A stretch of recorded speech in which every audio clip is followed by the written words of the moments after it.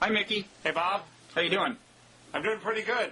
Tired by a relentless hobnobbing with the rich and famous out here. Really? Who you been talking to? I don't want to say. I don't want to drop names. No, go ahead. Come on. No. Mickey. Let's just say that if you talk to a girl at a party out here and she looks sort of like Demi Moore, but not quite Demi Moore. It could actually be her? It is often actually Demi Moore. Huh. Which I didn't know until after I talked to her.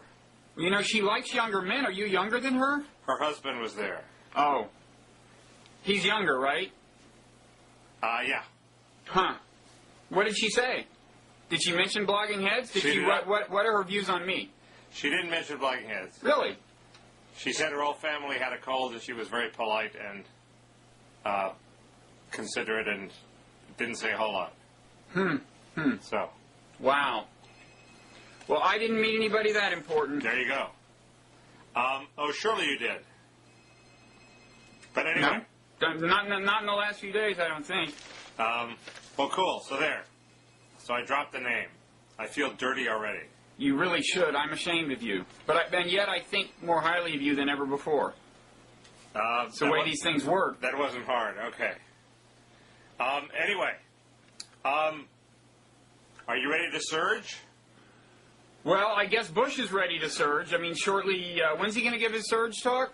He's going to give his surge talk characteristically after we tape this, but before it airs. The news has a way of doing that to us, doesn't it? So everything we say now is going to be completely obsolete. Well, I don't think the speech is going to hold huge surprises, right? He's going to say he's going to surge. It's interesting. Reading up on this and watching the video of Kagan and Keane, who are the two architects of what we think is the administration's strategy for a surge, there's a very good video of them giving a talk at AEI, and it's useful because they make it clear that they have no intention of going after Sadr. That their plan does not involve invading Sadr City. You leave Sadr City alone. You concentrate on the Sunni and mixed neighborhoods, and you somehow, because you are protecting the Shiites against the Sunnis, then that gives Maliki some argument to go to Sadr and say, okay, the Americans are doing your work for you. Now you can disarm. But meanwhile, you've had to more or less side with the Shiites in a civil war against the Sunnis to get to this point, right? Right. So that runs the risk of alienating the Sunnis. Plus, if you read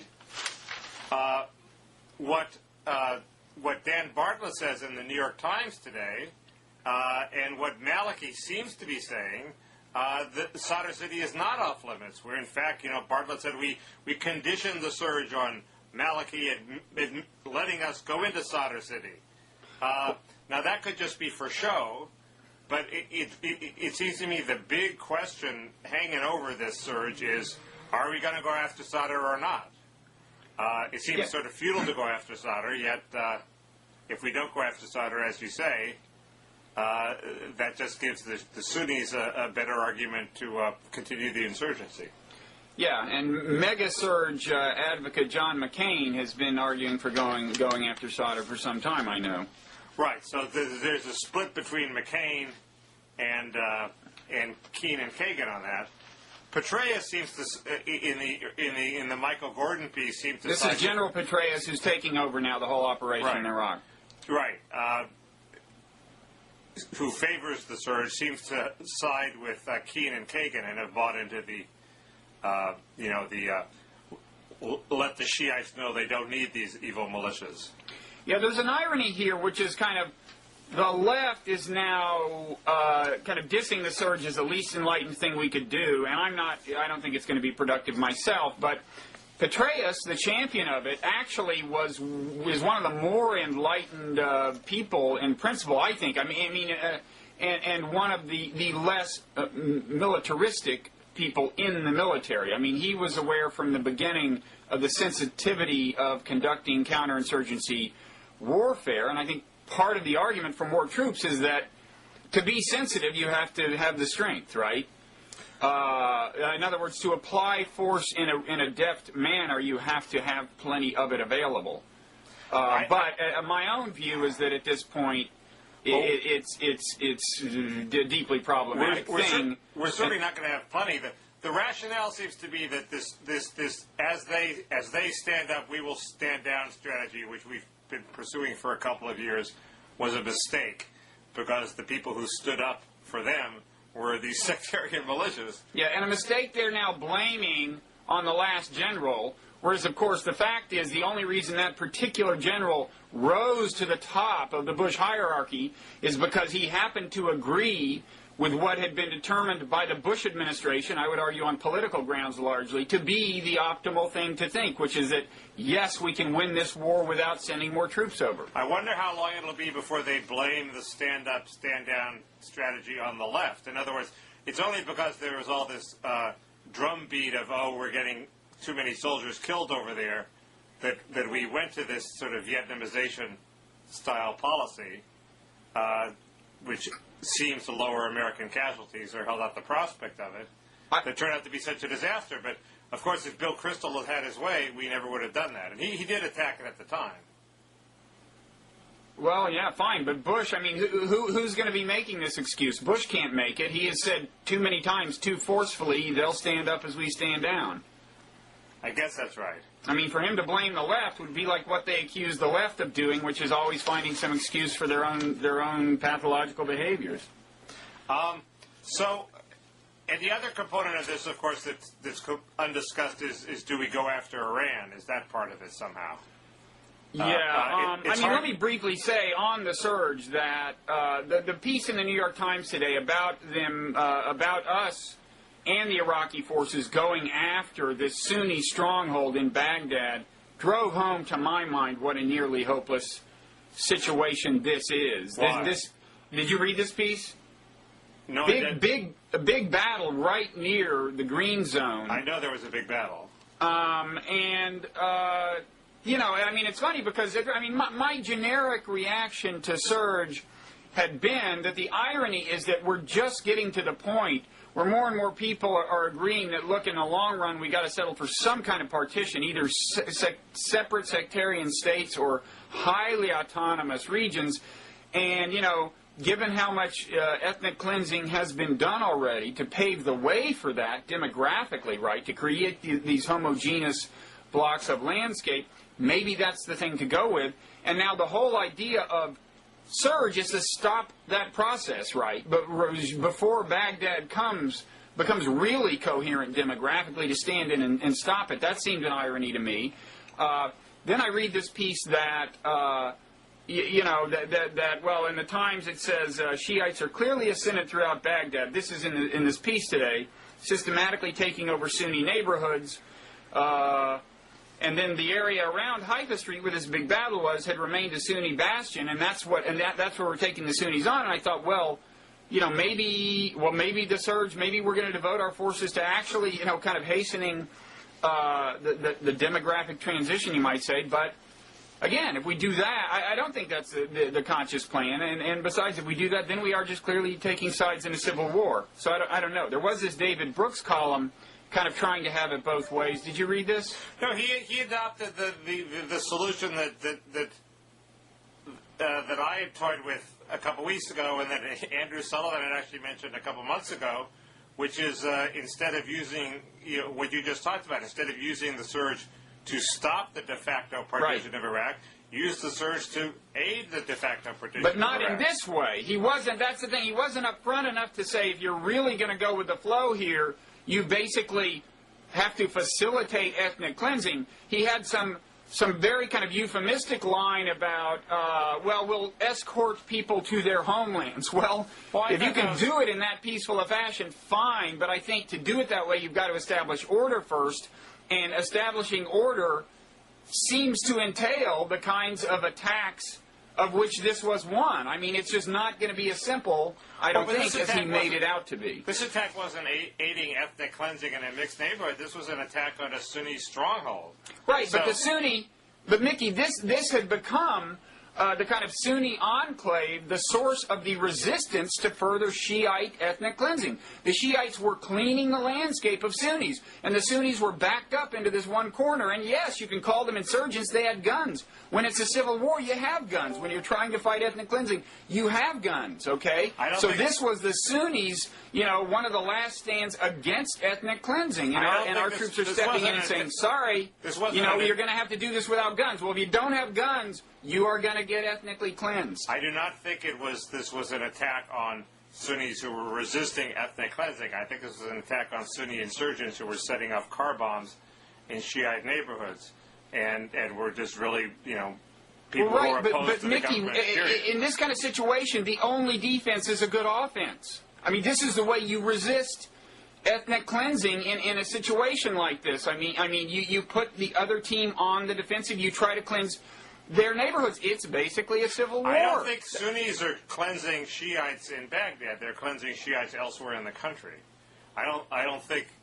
Why does that make sense? Why is Well, let me just say, I think that what the Sunnis in this bastion of Sunni militancy were doing, that we attacked, was trying to not entirely lose the ethnic cleansing war in Baghdad. Do you agree with that? No, I think they're trying to foment a civil war in Baghdad.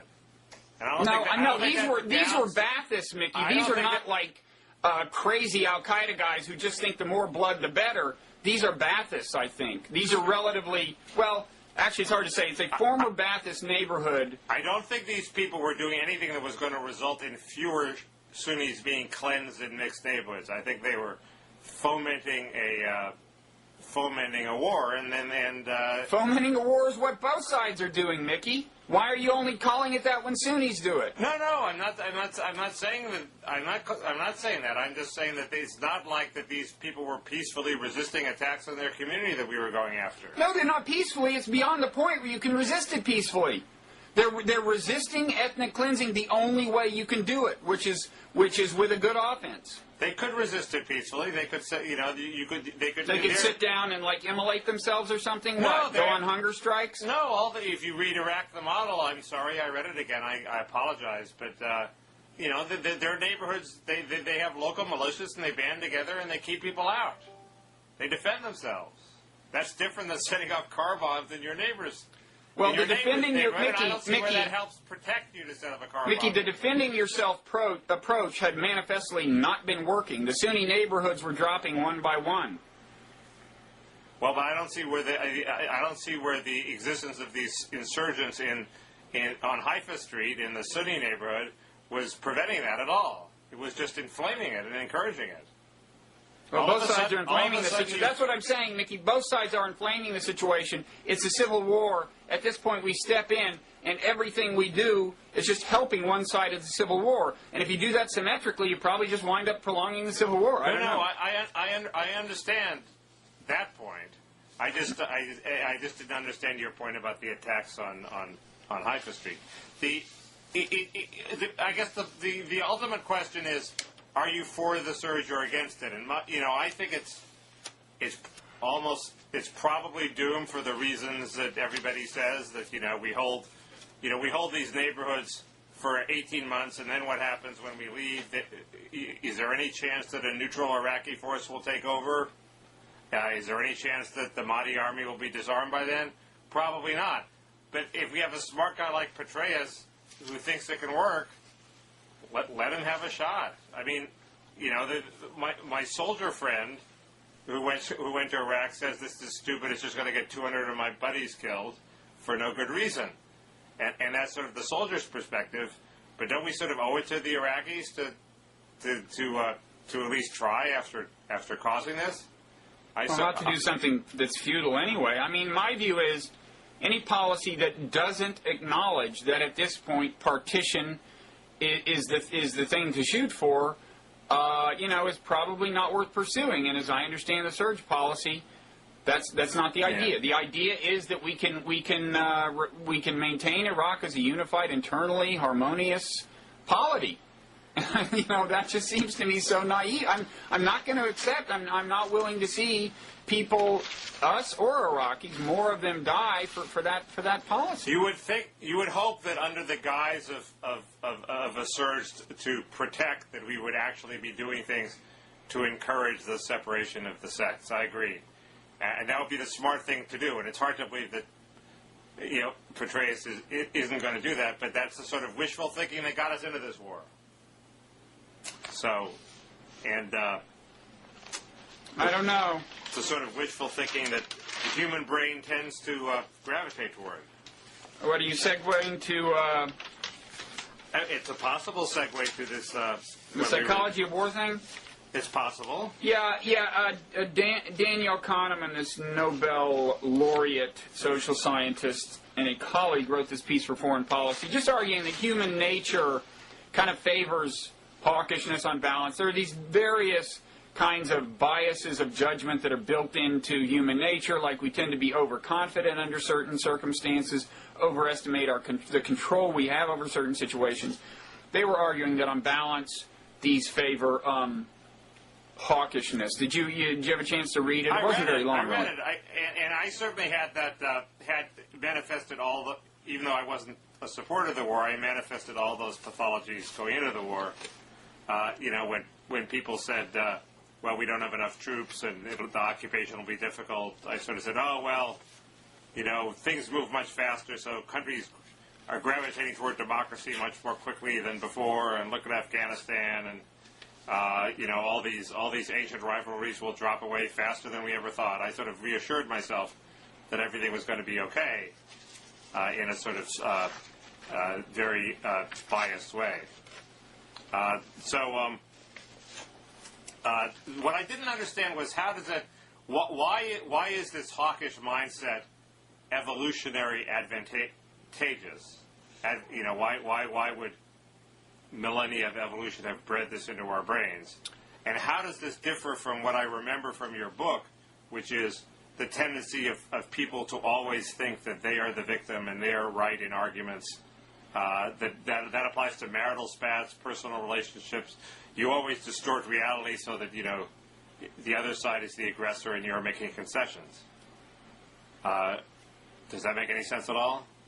Well, first of all, they didn't cast the argument in explicitly evolutionary terms, although I know that Kahneman is somewhat sympathetic to these kinds of... Well, right, but you're an evolutionary psychologist, so if our mind has some quality, it must come from evolution, so...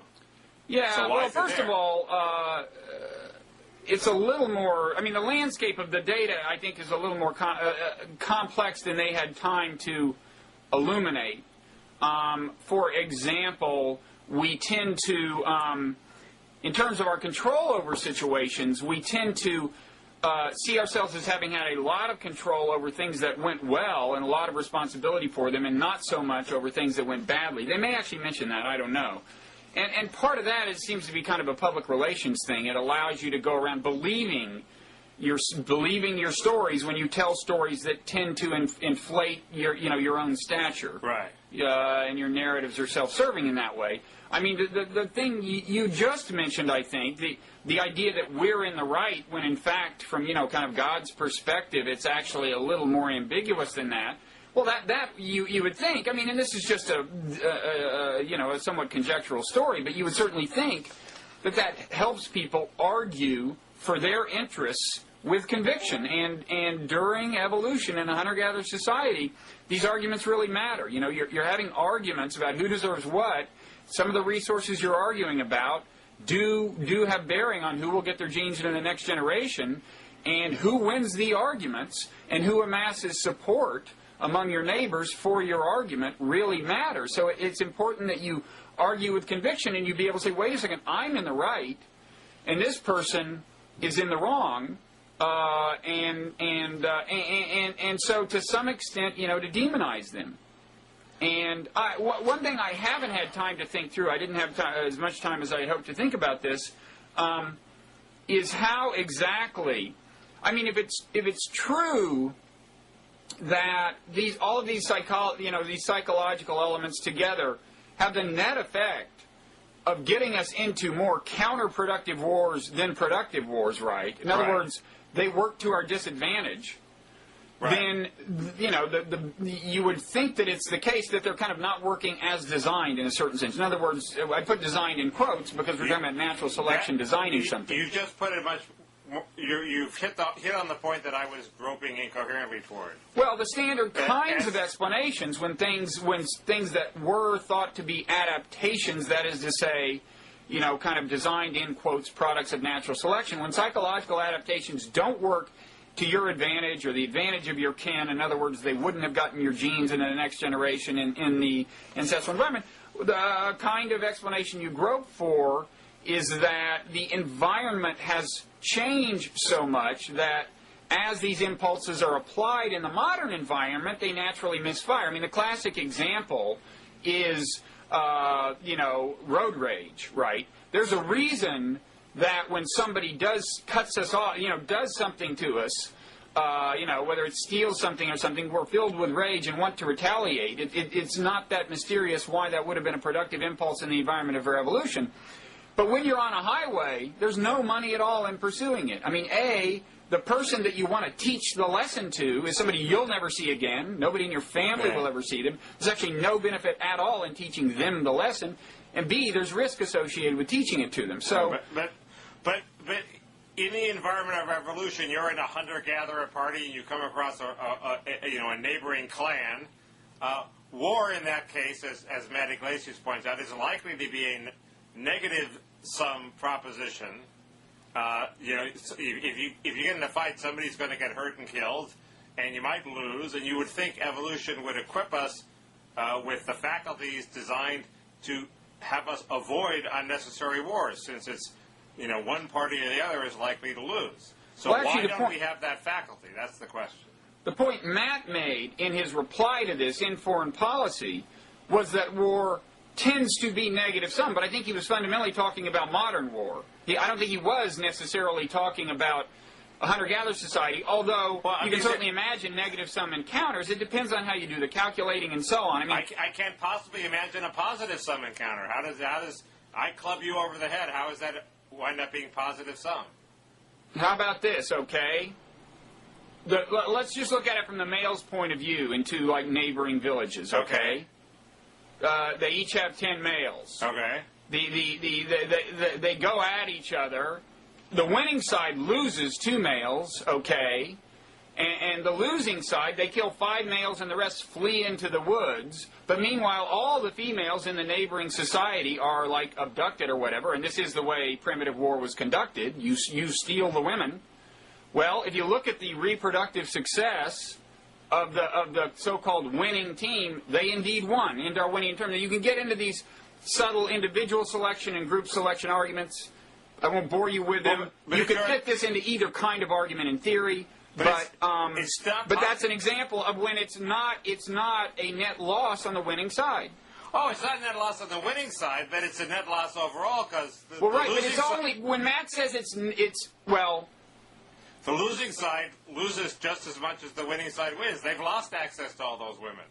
Plus, there's a net overall loss of but natural selection wouldn't care about that. It's not an overall utility maximizer globally. If the question is why did something evolve, the question is you look at the genes of the people who you posit as having the trait. In other words, suppose this instinct arose in this one village, just to simplify the thought experiment. Right. Would it thrive or not? In the scenario I just gave you, yes, it would thrive. Because now the kids of 20 women are going to have it, rather than the kids of just 10 women. But if the chances are equally good that they're going to lose the war, the instinct to start the war will not thrive, and in fact those people will be wiped out. I guess that's... Okay, well now we're back to the original question. I mean, you would ask, isn't war kind of, you know...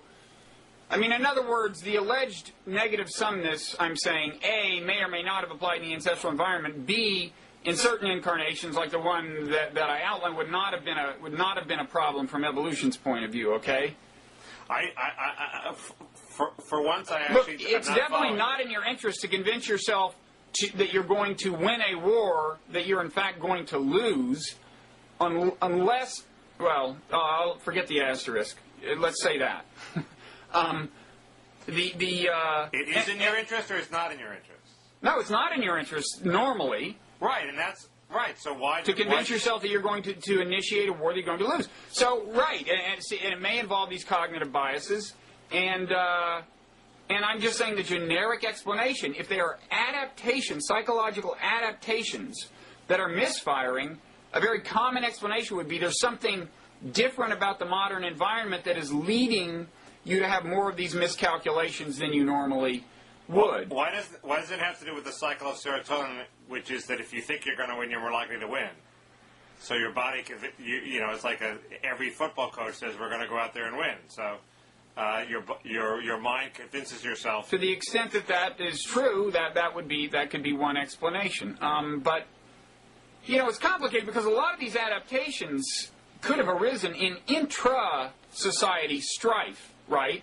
It's like, for example, men seem to become more confident that they're going to prevail in a fight if women are watching, It's like I'm more likely to slink away, in abject submission. I mean, if I'm like a young male again and single, I'm more likely to slink away from a fight and humiliate myself if no women are watching. If women are watching, I'm more likely to try to put up some resistance, and the way I do that is actually convince myself that I may not lose. So that's an example where the actual explanation for the cognitive bias is, it has nothing to do with war per se or conflict between groups, yet you can imagine that kind of adaptation coming into play in a modern warlike set, conceivably at least. So it's very complicated in that way. Huh, it's all the women's fault. I knew it. Speaking of women and speaking of this, maybe we should do a little particular incarnation of the question of how we got into the Iraq War by segueing to this Jeffrey and Jackie thing. Yeah. Jackie being the woman. Jackie is a woman, yes. These two are two arms control experts. They had this little dialogue, you might call it. And one thing they did was they plugged into some stuff I had said to you and some stuff I had said to Andrew. I mean, first of all, Jeffrey got on Andrew's case a lot for not apologizing abjectly enough. I don't know what more you could ask of Andrew. Well, there is one thing you could ask of Andrew. Yeah. Yeah, he apologized to you, an opponent of the war, for supporting the war. Would he do the same thing to supporters of the war? Go to them and say, and he was saying, Bob, you are right. That's a sort of that's an apology, but it's also a suck-up. Would he go to a supporter of the war and say, Bill Crystal, I was wrong to support you. You were wrong. You don't want to hear this, and would he do it just as forcefully? That's the question. He should be required to go through all the Stations of the Cross apologizing, not just to the people who are going to agree with him for apologizing. Well, but it's not like he could conceal these things that are now on the public record. I mean... Well, because everybody watches Blogging Heads TV, but, No, but I just mean it's out there. It's like things in his, It's out there because Ariana put it on her site, but it does seem to me that there's an instinct to pander, and that was an apology that also involves his instinct to pander. Let's see an apology that okay, that you want more from Andrew. Jeffrey wants more from Andrew. Anyway, two things. One is that Jeffrey alluded to this thing, which is really true, and if we're going to go back and reconstruct how we got into this mess of a war, this is one of the things we have to confront, which is that he was saying, before the war, when he was being skeptical of whether there were really weapons of mass destruction worth worrying about in Iraq, it wasn't just that people disagreed and they would say, well, okay, let's agree to disagree. It's like, if you took that line, it was virtually the case that your patriotism was impugned or your sanity was impugned. And it really was that bad. Well, I remember thinking after Colin Powell's UN speech, I did a piece for Slate saying, well, my point was, look, even if we Americans believe that he's established that weapons of mass destruction are there, you got to remember, in the court of public opinion, this isn't going to necessarily hold a lot of water. Not everybody attaches that much credibility to Colin Powell. Now, of course, nobody does, including us. But at that point, we were still attaching it. And I remember thinking, as I was writing the piece, I started thinking, was it possible he's wrong? It was a really persuasive presentation. I thought, but if I went through and nitpicked, is there still some possibility that notwithstanding that evidence, there's just no chemical weapons in Iraq? And I remember, I think I basically thought, what's the point? If you said that, you would be expelled from the realm of discourse in America. And so I just said, okay, fine. Any reasonable person would agree, and I convinced myself of it. Yes, definitely. The weapon, and I proceeded from there to argue that war still wasn't a good idea. But that's the climate of opinion we were in, is that you were a crazy person if you said what we now know is the truth. Well, and we have to ask, for one thing, how did we get in that situation, right? That's standard Bush administration procedure. If you question his immigration plan, people like Fareed Zakaria and other respectable people claim you're a racist, nativist, Lou Dobbs type, and you're beyond the pale. Yeah, but it wasn't just that was what the administration would say about you. It was that, many, many liberals would agree. If you want to go back and look at the liberals and liberal periodicals who were part of this and helped foster this climate of opinion, then you would be feeling even more vengeful than I feel right now. Because I'm not going to name names. But the fact is, it was more or less the whole country. Well, it wasn't as bad as it had been right after 9/11, but it was bad. Look at what happened to that UN inspector. Who was Scott? What was his name? Yeah. Well, and in fact, that's interesting because Jackie Shire, I'm talking to you. She is, now Jackie and Jeffrey both are acting like they had things 100% right. What happened with the rest of us? And I'm pretty sure I recall talking to Jackie. I walked up, and said, what's with this Scott Ritter nut? Asserting confidently that there are no WMDs in Iraq. And I think she proceeded to explain to me what his whole psychological framework was at the time, rather than say, well, maybe he's right, I think. But anyway. I went through that exercise, too. Democrats were eager to prove that they were realists and weren't naive. So we condemn. Right, exactly. No, there is that. You always are challenged to prove that you have a spine if you're like a liberal. And then there were a lot of liberal hawks who beyond that, very forcefully supported the war, and as a result, you couldn't kind of talk this way. There's one more Jackie Jeffrey point that's related to this, which is just in terms of isolating a specific link in what I think was the cognitive failure of the nation before the Iraq War, and it's this. I had been going on this thing. I heard this Hans Blix interview like months ago, and I think I talked to both you and Andrew about this, where he said, he basically implied that, look, before the war, we had gone down the list provided by the CIA itself, right, and looked in place after place. They just weren't there. And I said, wait a second, I never thought about it like that before. I mean, if Bush knew that this was the exact CIA list, then didn't he know that our intelligence had been discredited, right?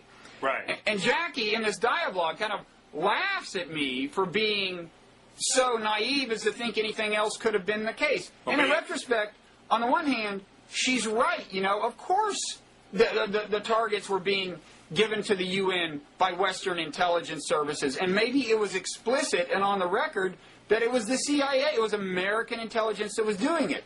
But if that's the case, then the failure in the cognitive process is that at some point, if it was that easy to figure out, and I guess it wasn't, it may have been explicitly on the record, but at some point there should have been the front page Washington Post or New York Times story spelling out the implications of the failure of the UN inspectors to find anything, which was, this casts serious doubt on America's intelligence, right? I don't think that piece ever showed up. Well, but I guess being laughed at by a woman triggers some Darwinian impulses too. Oh yeah, I'm upset. I mean.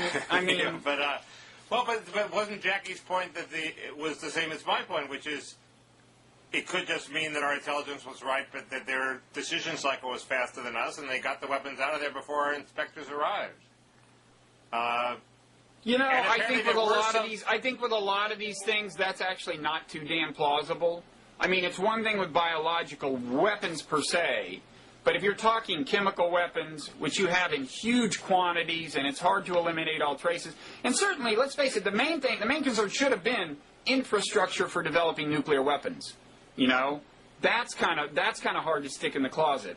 In any event, I mean, the piece should have appeared. There was enough the piece I'm describing should have appeared, and there's something in the interaction between kind of journalists and people like Jackie and Jeffrey, it just didn't happen. There's some kind of synergy that should have happened. It probably did appear, but I think it appeared in Newsday and not the front page of the New York Times. Well, then that's a failure.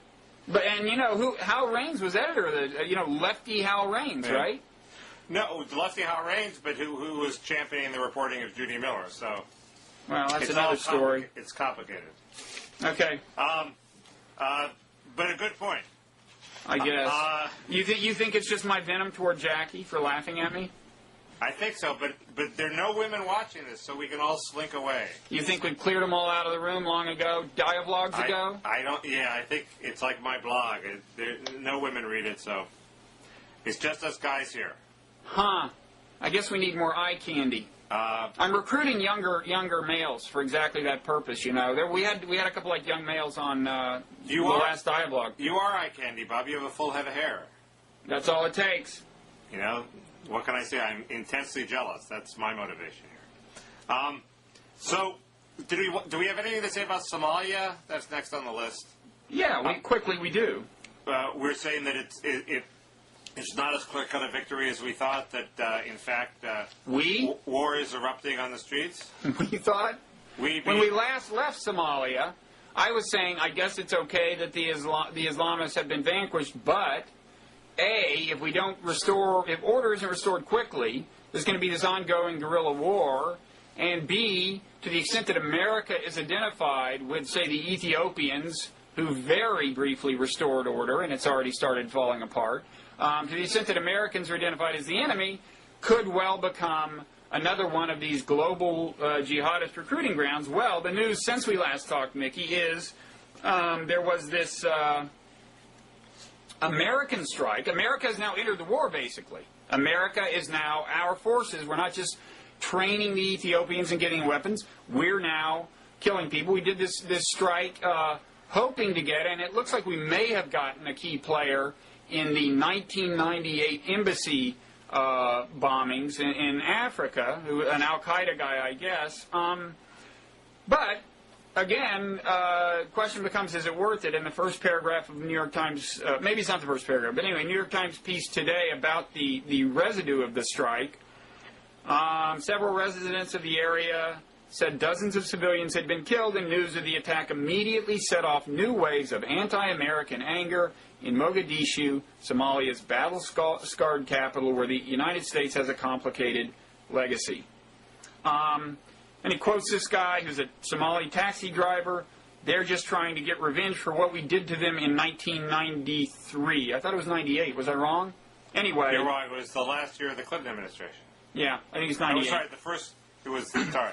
Anyway, so let me just use that to revisit that point about following our evolutionary impulses, The retributive instinct. I mean, I think this guy's basically right. I think Bush... I hope these were truly high-value targets in the sense that they're crucial to ongoing Al-Qaeda operations or something. Well, what's crucial, if there is an Al-Qaeda training camp anywhere in the world, isn't it pretty uncontroversial that we would go and bomb it?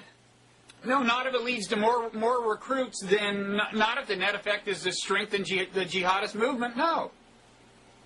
And that's the question that the Bush administration, I think, still doesn't appreciate. Look, and, on this issue of we've been wondering...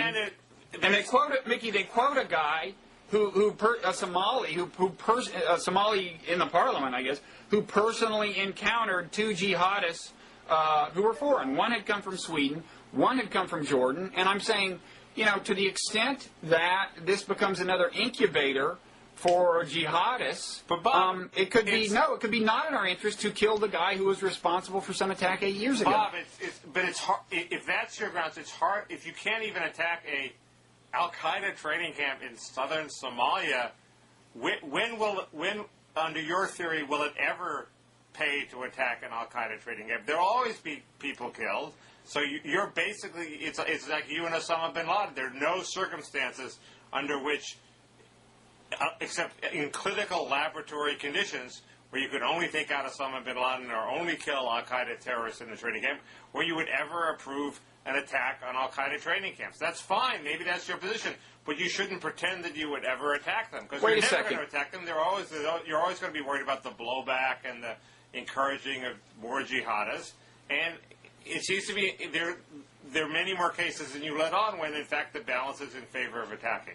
Perhaps okay, wait. First of all, I have not said this was definitely a bad idea. I said I hope these guys were indeed legitimately high-value guys, crucial to ongoing important al-Qaeda operations. To the extent that that's true, the case for doing what we did is strengthened. Okay, but I'm just saying that is the calculus to focus on. You know, does it do more harm by recruiting new jihadists? And there's real evidence that here we did cross a threshold that makes this a much more valuable recruiting banner for jihadists, the Somalian, milieu, than it was before. Now, if you ask for, let me just briefly revisit this evolutionary thing. The retributive impulse, and I don't just mean the flash of anger that gets you to hit somebody back who hit you, but I mean the whole moral intuition that a good has been served, that justice has been done, right, when somebody who's done something bad gets punished. That evolved for a reason, and the reason is that actually retribution works sometimes, okay? Right. It's because it discourages, if somebody steals something from you, you hit them, they don't steal anymore. Right, so why doesn't it work for us? Sometimes it works, Mickey, and let me give you an idea when it would have, okay? Right after the Afghanistan war, if we had killed Osama bin Laden, seems to me probably that would be worth it, because first of all, the connection between what he had done and the punishment was very short term, okay? He does it. He does the World Trade Center. We kill him. That's very short-term negative reinforcement. One difference is these guys did something 8 years ago. Are potential jihadists going to go, whoa, there's a chance they'll get you 8 years after you do something? I don't know. I'm just saying, in terms of the negative reinforcement, it's not as valuable. B, what they had done to us was on a much larger scale, okay? We had the attention of the world still focused on it, so there were real differences. But all I'm saying is that we should always... on a pretty large scale. What's that? The bombing of the embassies was on a pretty large scale. Well, a couple hundred people were killed as opposed to like 3,000 in 9/11. Yeah. All I'm saying is... It's completely clear to you that America crossing that bridge and joining the war in Somalia, we're now involved in 3 wars, that was a good idea. You sure of that? No, I'm not sure, but I think you always seem to say, oh, everything is a bad idea. So now I've rested the concession that you're in fact straddling the fence and it might be a good idea. No, I think I always... I don't profess to be omniscient. I think...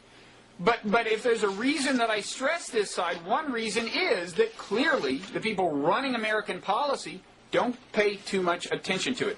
They're paying more attention to it because of the fiasco in Iraq. But you got to admit, Mickey, I was saying it before Iraq about Iraq, right? I was saying that about the coming war in Iraq. I don't know. This is the downside that nobody's paying attention to. They're not gonna want us to be there after 2 years. And to the extent that we recruit more terrorists than we kill, it's bad. You're saying that they're starting a war in Somalia to distract from the failure in Iraq? That's possible. Mickey, hold it. Just no point in continuing. I didn't say anything remotely like that. I didn't mean to say anything remotely like that. I thought you were saying that is an interesting point. It's possible. Yeah, I'm not that cynical. No, I think if there's a political calculation, it's that the American people will love to hear that there has been payback for that embassy bombing, and that's a case where I'm saying, there is this evolutionary impulse that will be gratified. I think we thought we were losing Somalia to al-Qaeda, and this was our response, and they figured that this is better than losing Somalia to al-Qaeda. Well, could be. An interesting op-ed in the New York Times on this by the only person I've seen emerge, when these things happen, suddenly an expert emerges who's known all about this all along. The one guy I've seen who has shown up in both the Wall Street Journal and the New York Times op-ed page as an expert on Somalia is a professor at the Naval War College.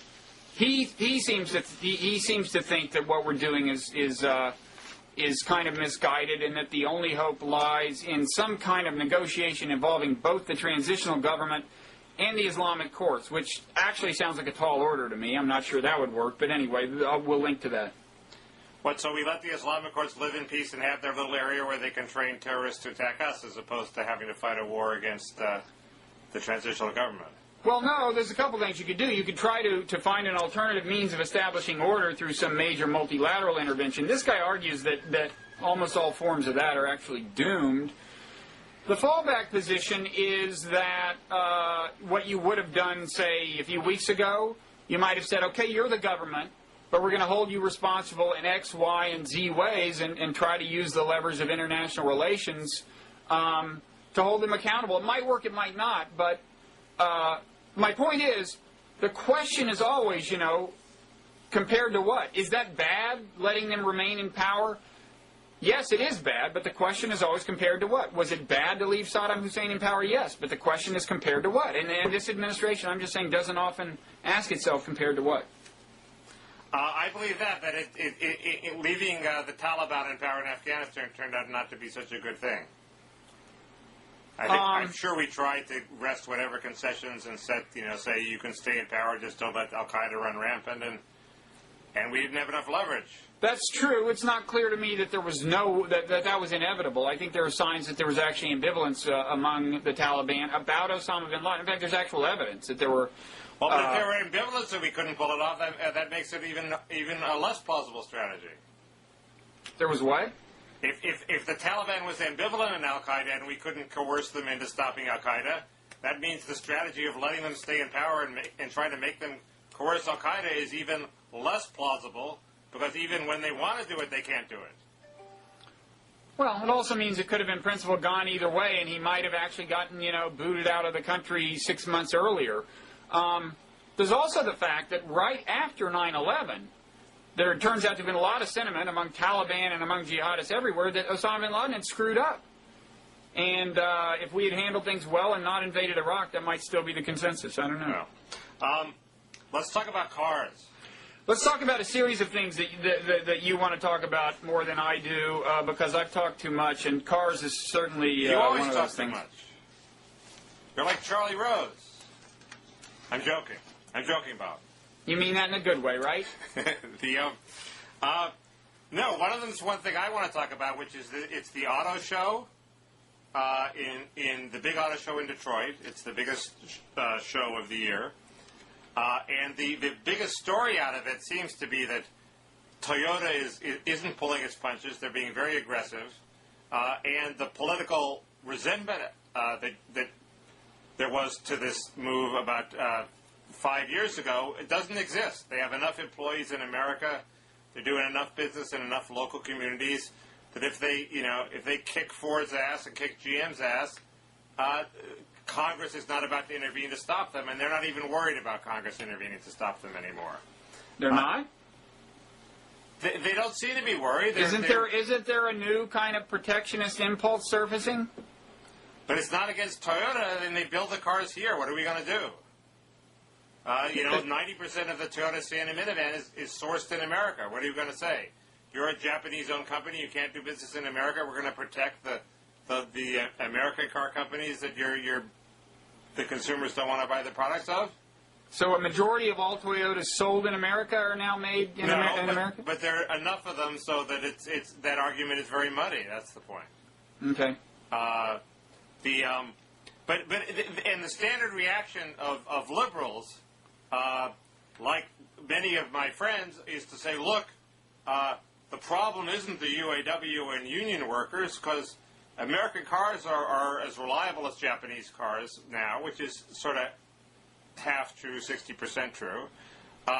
It's the designers' fault. It's because their designers are better than our designers. It's not the UAW's fault. The fact that all the UAW companies are failing and all the non-UAW companies are succeeding, that's irrelevant. And the classic example was Comrade Bob Kuttner in the Boston Globe. Now, Mickey, comrade is kind of a loaded word here, isn't it? Well, we used to call him Comrade Kuttner at the New Republic. And what did that mean? I didn't call him that, but what did you mean when you said it? I mean he's a lefty with a Stalinist mentality to stamp out people in his own publication who disagree with him. Just wanted to get that on the table. Ask Anna Marie Cox. But and I'm mocking him in a lighthearted way. He drove a Pontiac G6, which is an incredibly disappointing car, and he came to this conclusion and said, it's GM's designers and its fault. It's not the union's fault because it's not poor American workmanship or the cost of American labor, because Japanese total labor costs are comparable, even with Detroit's higher health insurance costs. Well, like many things cont'd says, this isn't true. First, GM's labor costs are higher. If you look at this, an NPR fact sheet that I will link to, GM pays $31.35 an hour. Toyota pays $27 an hour. A non-trivial difference. But the big thing is because in part of silly work rules imposed by UAW locals, it takes Toyota less than 28 hours to produce a car, and it takes General Motors 34 hours.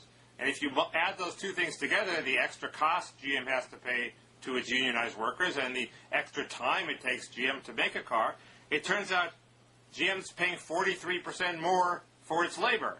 And where does that? How is it going to compete paying 43% more? Answer: it's going to cheapen the materials and the stuff that goes into the car. So if you look at a Ford 500, it's a nice car. It's based on a Volvo, but the interior is incredibly flimsy because they've tried to make up for the extra costs of its unionized workforce by skimping on the interior materials.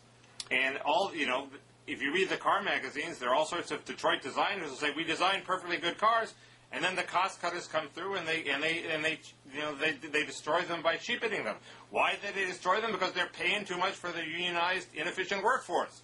So I submit that, contrary to Comrade Kuttner, it is the UAW's fault, and just because American cars are now reliable does not mean that it's not the UAW's fault. End of rant. Well, I wish I knew enough to argue with you. I think some defender of labor unions should be pitted against you. I don't know enough about any of this. But are you against labor unions generally? You just think they're bad?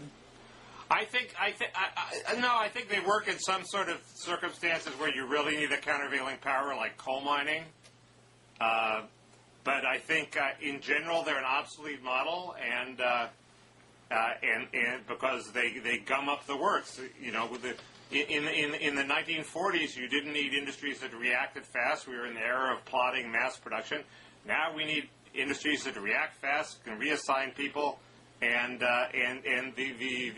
this model where every decision is the product of a headbutting between union and management, that doesn't work anymore. It doesn't work anywhere in the world. It's ill-suited to the conditions of modern production, and you don't win a competitive contest if you have this sort of archaic institutional Wagner Act structure. So I think it's obsolete in most areas, and it's fading in the private sector workforce. I mean, it's only like 8 or 9% of the, maybe less than 8% of the private sector workforce is unionized. It's only thriving in the government sector, and in the government sector, it makes no sense at all because we don't want to give unions the power to bring the government to its knees and extract whatever wage concessions you can get by doing that. In L.A., How often do unions... Oh, you mean like the local level? In L.A., the traffic engineers went on strike by jiggering the stoplights and tying up traffic at 4 key intersections. What a great idea. Well, why should they get paid whatever amount they can extort by threatening to bring the city to its knees? What a creative idea. Shouldn't they be consultants for Fortune 500 companies instead of traffic engineers? They were actually arrested. And they're about to go... The flaw in their business plan. Well, they were caught. The one stat caught my attention in that table of comparative costs that you alerted me to, and it was healthcare costs per vehicle. And I guess this was GM versus Toyota. Yeah. $1,500 for GM per vehicle, $200 for Toyota. That's huge. I mean, isn't that... Now, I mean, this is tricky because was this Toyota factories in the U.S.? Well, yeah, because they have a much younger workforce. They have lower healthcare costs. GM has all these old codgers who are just waiting out to retire, and I think they have a more luxurious healthcare plan. That's right. I'll bet that's part of it, that they get better healthcare. Anyway, it seemed to me they had a no deductible plan for a while. Seemed to me an argument. The argument we've heard before, which is that for the competitiveness, for the sake of the competitiveness of American industry, we need government-provided health insurance. I'm all for that, and Detroit is all for that, and GM is all for nationalizing health care to take this burden. But that 43% greater labor costs I had was before healthcare. Yeah. Okay, it didn't even involve healthcare. It's just the cost of union inefficiency and the greater, the greater wage concessions. And we now have this situation where every wage concession Detroit gets is going to be grudging and just enough to let it survive. So we're in a situation where there's no way Detroit is ever going to have a huge home run that just drives Toyota from the marketplace, because the union doesn't care about that. The union will just give Detroit enough concessions to preserve their own jobs, not to actually win. It's like committing enough troops not to lose a war but not to win a war. And that's the situation Detroit's in. Thanks to the unions. Or thanks to the union system. I don't blame, the unions aren't evil people. In fact, the UAW is the most enlightened union, but the whole system doesn't work. Now, there's a news flash. Mickey declares unions non-evil. Thank you. So while we're on the subject of consumer products, I guess I just have a question about this Apple iPhone thing. Yeah. I mean, the consensus seems to be this is going to be the next rage, right? I guess, as a friend of mine said, the idea that I won't buy the next heavily hyped Apple product is unthinkable to me. But wait a second. I mean, just two quick things. First of all, Ezra Klein made the point, and he debuted with us, and I thought, you haven't had a chance to see his thing with Will Wilkinson, right? No, I haven't. I didn't even know he'd been on. Good opening, witty repartee. That's as much as I've had time to look at, but what more do you ask for? Not much more. Sex appeal. Well, they're younger than we are, buddy. If anything is going to bring the women in, does he have hair? You and me. Does he have hair? I think they both have hair, yeah. Yeah, all right. And I don't think it's the color of the side of my head. We're sensitive. Okay. He made the point, Ezra made the point in his blog, first of all, an exclusive contract with Singular means that all the people locked into phone contracts with other carriers can't buy it right away. Good point. That seems kind of problematic. The thing that stuck out at me, and this was alluded to in David Pogue's review in the New York Times, and he's really, do you read David Pogue's technology column? No. They're always really acute, and he's extremely entertaining. He's really good. Yeah. And he is the only person I've seen who even made this point, but it seems to me he makes much too little of it, which is that as an email device, it doesn't have a dedicated keyboard. The whole thing is pretty much consumed by a high-resolution video screen, and so the keys appear on that. But that means that you don't have what you get on this Treo 650, which is tactile feedback. When you're going to have a keyboard this tiny, and the Apple's isn't much bigger than this, the tactile feedback is essential. You got to know you've hit the key, and it just seems to me, right now, most people paying a whole lot of money for a cell phone really want it's either a BlackBerry or a Treo or something. They really, or a growing list of these kinds of things. The they really Samsung want Blackjack. What's that? I hear good things about the Samsung Blackjack. And that's got a dedicated keyboard, right? Yeah. I mean, if you're going to do much email, you have to. It just seems to me more and more people are going to be doing email, so I'm kind of puzzled.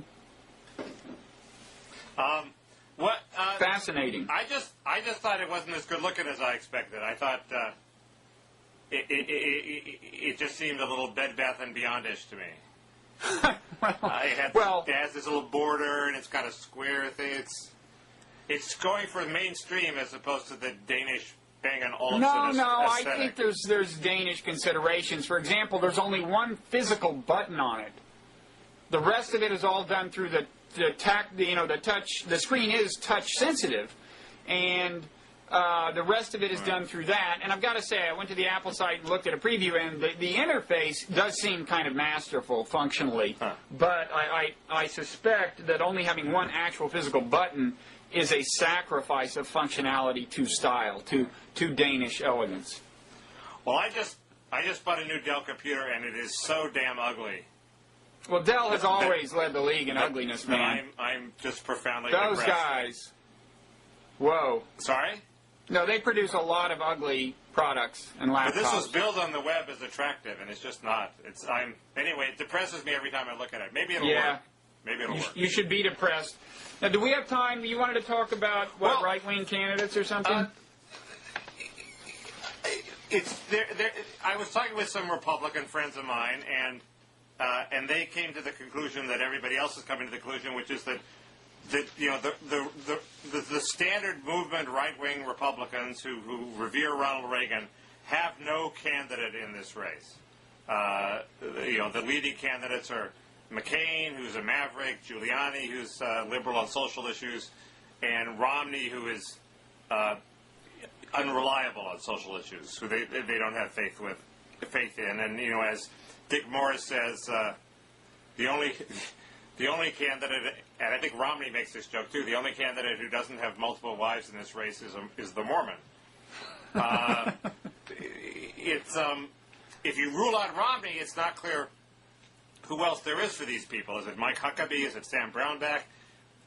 If you go that way, it's at war with the Republican tendency not to promote somebody who nobody's ever heard of, like Jimmy Carter. But the Republicans are very orderly. They usually nominate the guy who's next in line. The candidate who comes out best in the sort of, is he a real conservative and is he next in line, is, I'm afraid, Newt Gingrich. He's the only one who Dick Morris, in that article I sent you and will link to, the only one he can't trash. The problems with Gingrich are the problems everybody knows about, which is that he's an infantile egomaniac. But he's pretty conservative and he's smart, and it just seems to me that the upshot of this hunt for the new Reagan is that Gingrich is in a lot better shape than we think.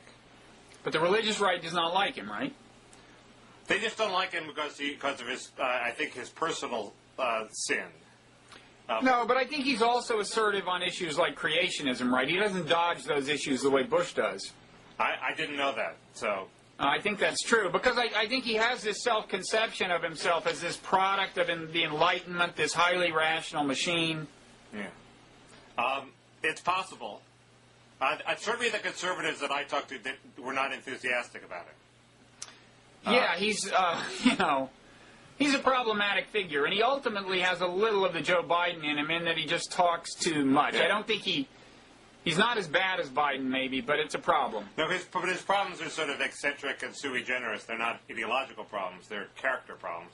I was sort of hoping that the mainstream conservative ideology would collapse and fall apart and fragment. There's several fissure lines. There's the immigration fissure between the pro-business, more immigrants, and the social conservative. Let's worry about immigrants. And there's the small government, big government fissure, which is that Bush. Bush is basically a big government conservative.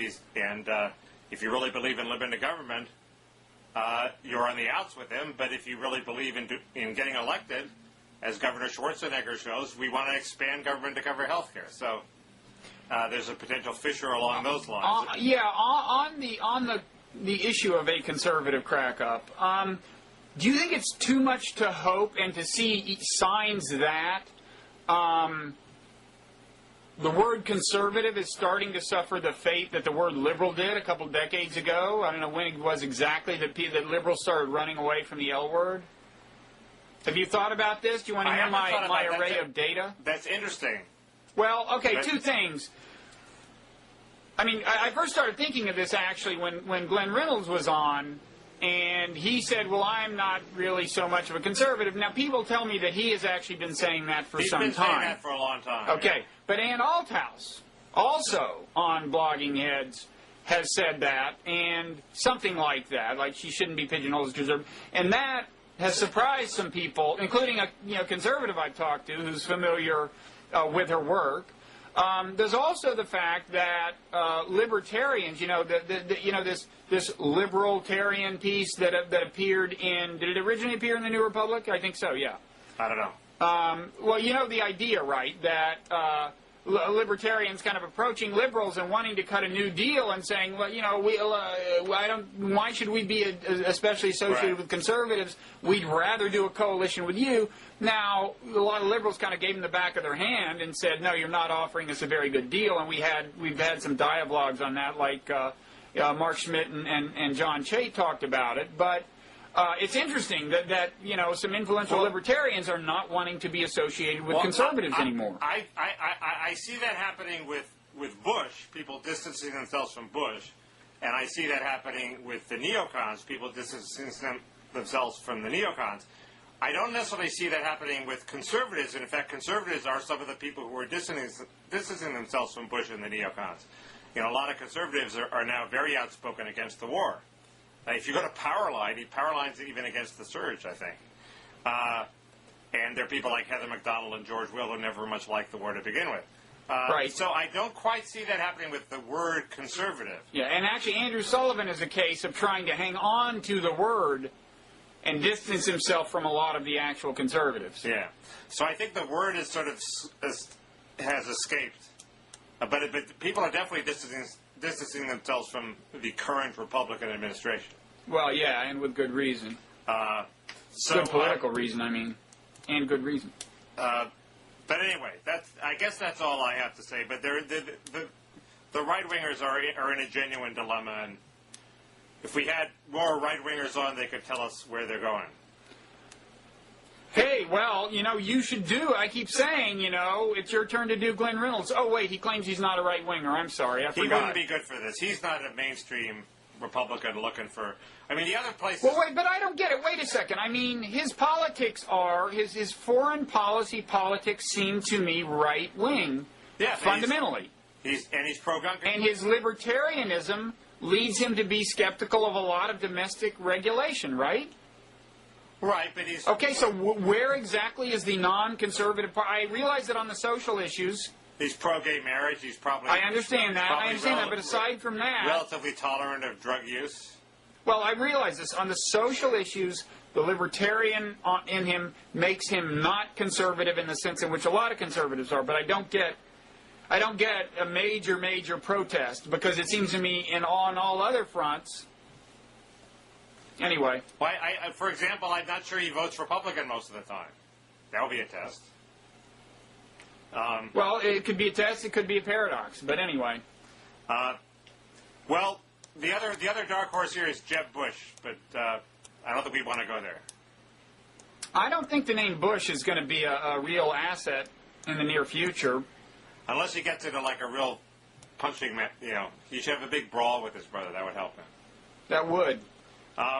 Okay, we've gone an hour and 6 minutes. Yeah, that's probably enough. The new record was set yesterday. It was? Yeah, an hour and 10. But, I mean, it's the younger generation. I say let them come on, take the stage. Isn't the ultimate end state of blogging heads that it's just going to be live around the clock? And you know, somebody will I feel up to it. Somebody will be blabbing all hours of the day? Yeah. I mean, we're going to have head-mounted video cameras so that you and I can just walk around doing our normal business, talking to each other on the phone, and it'll all be televised. And it'll always be you and me. That's what I wanted. I didn't want you to let in these other people. I know. Jeez. I know you did, but I have, and it's become a global media juggernaut. What can I say? I don't know. I'm not going to admit you were right. I think you've gotten yourself in a quagmire. No, quite the contrary. There's momentum. A surge. There's a surge. Okay. I await the results of this surge.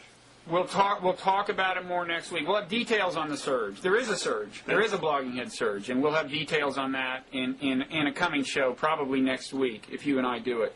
That's very exciting. That is exciting. That'll get them on the edge of their seats. It'll be like the announcement of the new iPod phone. Kind of. iPhone. Except that I will not be among the naysayers in that case. You look sort of like Steve Jobs. You think so? You have the same sort of, you know... The same stage presence. The same stage presence, the same blue jean wearing sex appeal.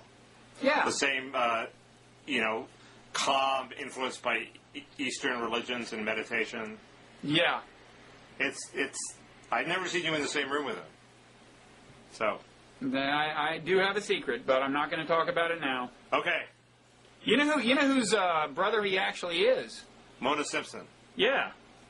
I knew that.